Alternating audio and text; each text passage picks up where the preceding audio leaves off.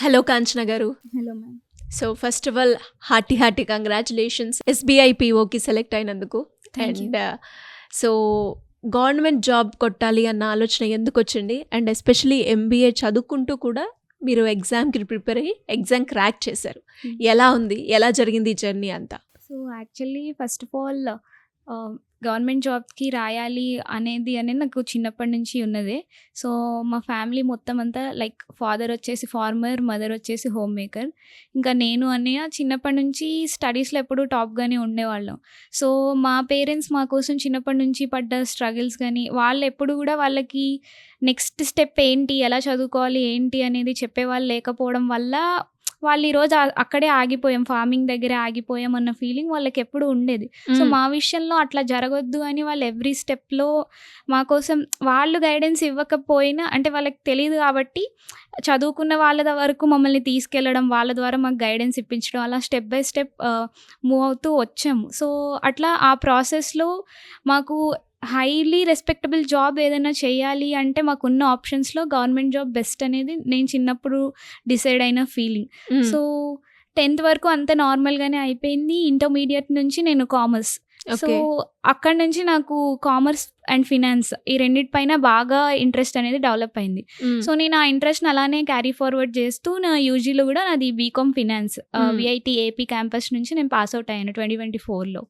And after that నాకు only ఆ financial knowledge సరిపోదు అనిపించింది. ప్రెజెంట్ ఉన్న టెక్నాలజీకి నా ఫినాన్స్ నాలెడ్జ్ని ఇంటిగ్రేట్ చేయాలని చెప్పి నేను అనుకున్నాను.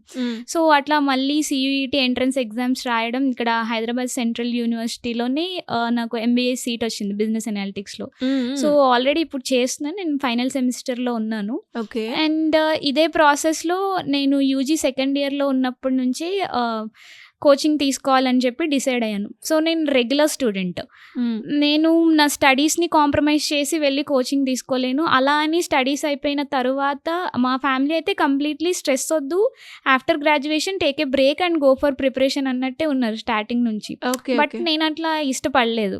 గ్రాడ్యుయేషన్తో పాటే సైమల్టేనియస్గా చదువుకుంటూ ఉన్నా. అవును. సో 2022లో నేను కోచింగ్ స్టార్ట్ చేశాను. నాకు ఆఫ్లైన్ ఆప్షన్స్ లేదు కాబట్టి సో నేను శ్రీధర్ సిసి ఫ్యాకల్టీని కాంటాక్ట్ అయ్యాను. సో 2022లో first time 1 year pack online కోసం తీసుకున్నాను.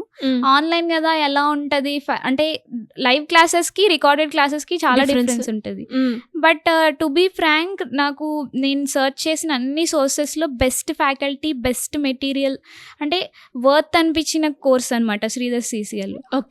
ఇంకా ఇక్కడ ఏమన్నా డౌట్స్ ఏమన్నా ఉన్నా కూడా మాకు కాంటాక్ట్ నెంబర్స్ ఇచ్చేవాళ్ళు ఫ్యాకల్టీవి. సో ఫ్రీ టైంలో వాళ్ళకి కాల్ చేసి రెస్పాన్స్ ఉంటుందా? ఏ టైంలో చేసినా కూడా రెస్పాన్స్ ఉండేది. సో అన్ని క్లియర్ గా క్లారిఫై చేసేవాళ్ళు. అట్లా ఒక 1 year ప్యాక్ తీసుకున్నాను సెకండ్ ఇయర్ లో ఉన్నప్పుడు. సో 1 year అక్కడ కంటిన్యూ చేశాను. మళ్ళీ తర్వాత థర్డ్ ఇయర్ లో కానీ ఎంబీఏ ఫస్ట్ ఇయర్ లో కానీ నేను తీసుకోలేదు. ఆ 1 yearదే నేను తర్వాత బుక్స్ లో ప్రాక్టీస్ చేయడం అట్లా చేశాను. బట్ ఫ్యాకల్టీతో ఈ మధ్యలో టచ్ లో ఉంటూనే ఉన్నాను. ఈవెన్ దో నేను మళ్ళీ కోర్స్ కంటిన్యూ చేయకపోయినా వాళ్ళు నాకు హెల్ప్ చేశారు. Looking at the enthusiasm and all, they helped me in clearing all the doubts. So తర్వాత మళ్ళీ లాస్ట్ ఇయర్ పిఓ నోటిఫికేషన్ 2025 జూన్లో వచ్చింది.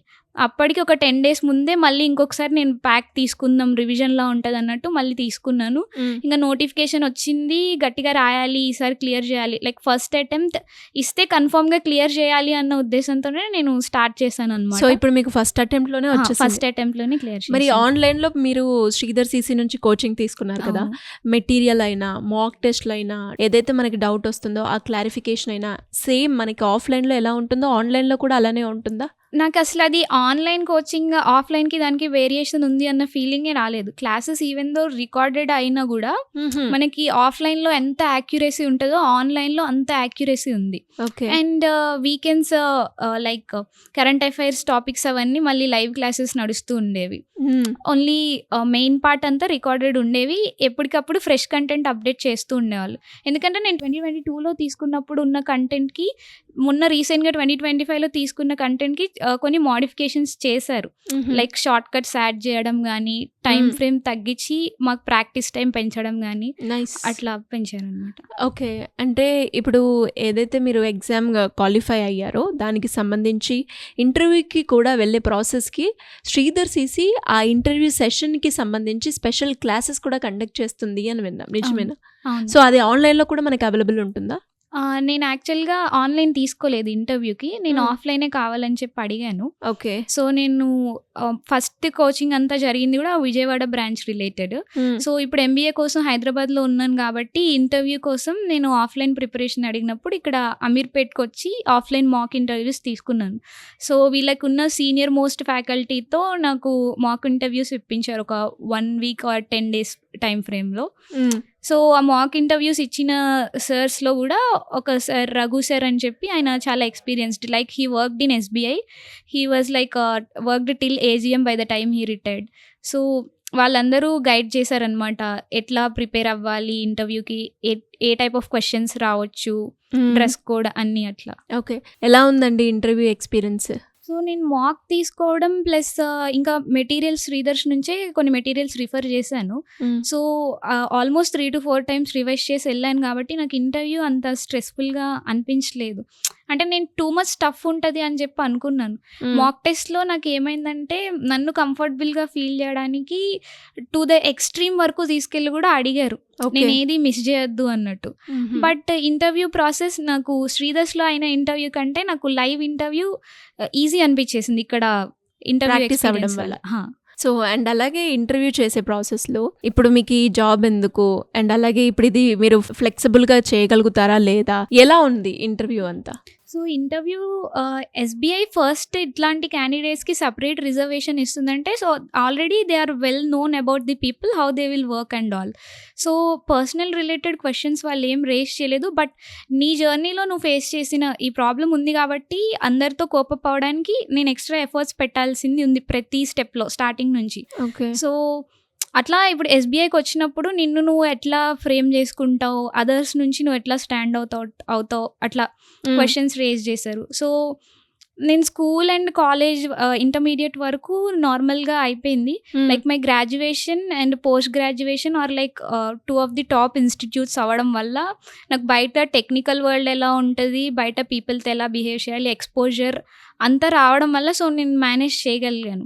Like I'm up to date with the technologies which I should use in the banking industry and to overcome my disability what and all I should know, I have explained them clearly. Okay. So మరి ఎవరికైనా కూడా అంటే ఎమోషనల్గా కొన్ని stages ఉంటాయి, మీరు ఎమోషనల్గా లో అయిన స్టేజ్ ఏంటి, దాని నుంచి ఎలా బయటపడ్డారు? సో ఎమోషనల్గా లో అయిన స్టేజ్ ఏంటి అంటే, లైక్ నా విషయంలో నేను ఎప్పుడు డైరెక్ట్గా అవ్వలేదు, బట్ మా ఫ్యామిలీని చాలాసార్లు క్రిటిసైజ్ చేసిన మూమెంట్స్ ఉన్నాయి. చిన్నప్పటి నుంచి కూడా ఎట్లా అంటే మా ఫ్యామిలీ ఎంటైర్ ఫ్యామిలీలో I'm the only kid who is having this kind of disability issues. So చాలాసార్లు మా మమ్మీ డాడీని వాళ్ళు క్రిటిసైజ్ చేసిన విషయం ఏంటంటే, లైక్ వాళ్ళకి మ్యారేజ్ అయిన ఫస్ట్ ఇయర్కి మా అన్నయ్య పుట్టాడు, he is completely fine.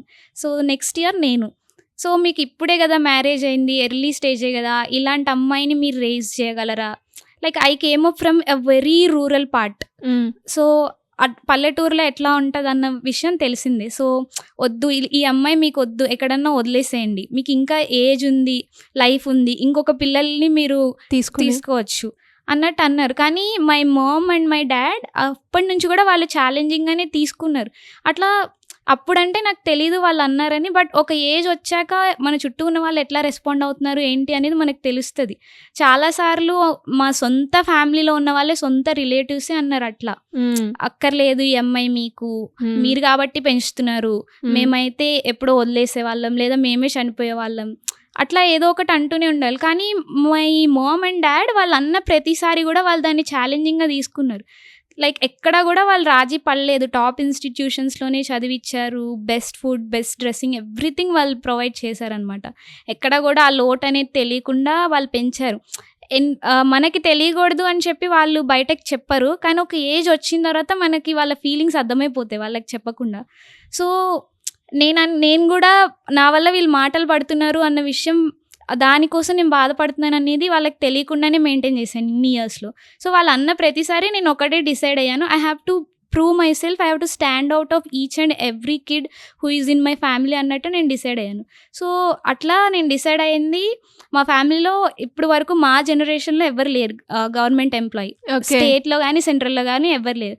So I'm the first kid of my generation who has got into central government employment. Super అండి, and you are true inspiration, no doubt. And especially చాలామంది కూడా అంటే financial పరంగా and ఇలాంటి criticising ఇవన్నీ కూడా వస్తూ ఉంటాయి.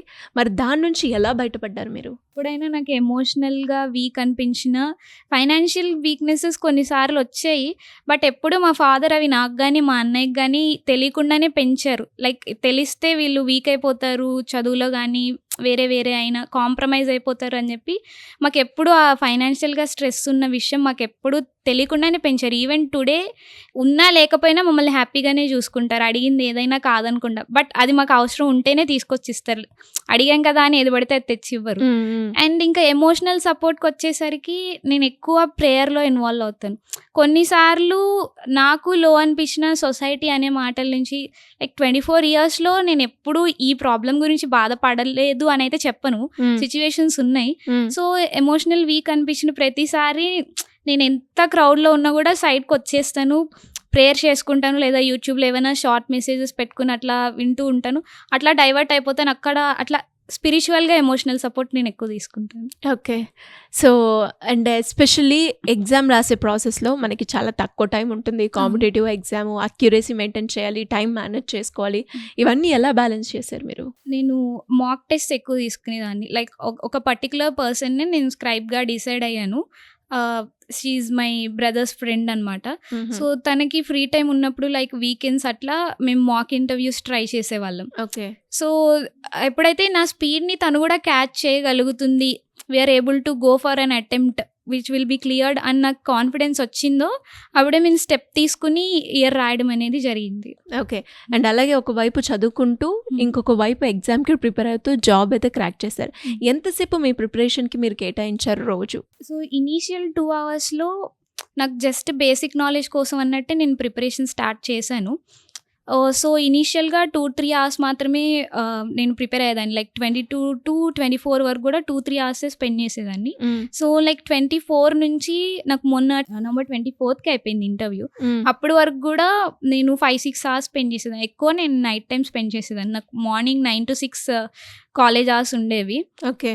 సో వచ్చిన తర్వాత 1 or 2 అవర్స్ రెస్ట్ తీసుకోవడం, మళ్ళీ నైట్ 1-2 అట్లా అక్కడ వరకు చదువుకోవడం, మళ్ళీ మార్నింగ్ 4 to 6 లేదా 5 to 7 అట్లా చదువుకునేదాన్ని. సో అండ్ ఇంకా ఎవరికైనా కూడా ఫ్రెషర్గా ఎవరైనా కూడా శ్రీధర్ సిసిలో జాయిన్ అవ్వాలి అనుకునే వాళ్ళకి మీరు రిఫర్ చేస్తారా? షూర్, డెఫినెట్గా నేను రిఫర్. ఒక 3 points చెప్పండి శ్రీధర్ సిసిలో మీరు రిఫర్ చేస్తారు అని చెప్పడానికి. అంటే okay, like the first point నేను ఎవరికైనా చెప్పేది best faculty, and the second point is like best content, third point is like మనకి ఒక బ్యాంకింగ్కి ప్రిపేర్ అవుతున్నాం కాబట్టి దీనికి మాత్రమే లిమిటెడ్ ఈ ఎక్స్టెంట్ వరకే క్వశ్చన్స్ ఉంటాయి, ఇక్కడ వరకే ఉంటాయి అనేది ఉండదు. మనం దేనికైనా వెళ్ళడానికి, దేనికైనా క్రాక్ చేయగలం అన్నట్టు వాళ్ళు టెక్నిక్స్ అనేవి మనకి నేర్పిస్తారు. లైక్ ఒక టాపిక్ మనకి ఇచ్చారంటే దాంట్లో 100కి 200% మనం షార్ప్ అయిపోతాం. ఎట్లాంటి క్వశ్చన్ అయినా మనం సాల్వ్ చేసేంత కేపబిలిటీ మనకు వస్తుంది. So faculty, content and moreover it builds confidence. Super అండి. 1 word about Sridhar CC. It's a good fit for all kind of examinations, even state, central or anything. Okay. It was great and congratulations once again. All the best for your future. Thank you so much. Thank you very much.